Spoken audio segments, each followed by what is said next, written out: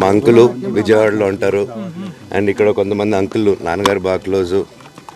మనోజ్, నువ్వు ఎన్నో సంవత్సరాలు ఇంటి బయటగా ఉన్నావు, నీ సొంతంగా ఉన్నావు. మీ నాన్నగారు అమ్మగారు ఒకరే ఉన్నారు.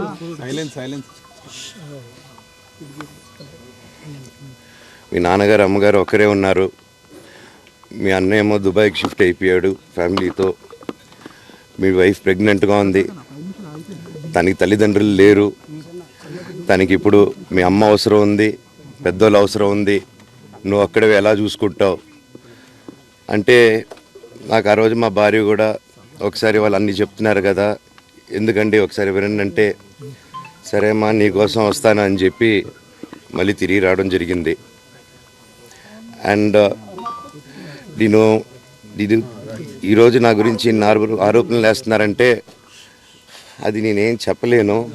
ఓన్లీ మీకు ఆధారాలు మాత్రమే చూపించగలుగుతాను. ఇప్పుడు వాళ్ళు చెప్పి నేను చెప్పి ఇది కరెక్ట్ కాదండి. నేను ఎప్పటి నుంచో కూర్చొని మాట్లాడదాం అంటున్నాను. పిల్లలకి లోకల్లో ఉన్న, అక్కడ లోకల్లో ఉండేది ఎవరో కాదండి, మా బంధువులే అండి అందరూ.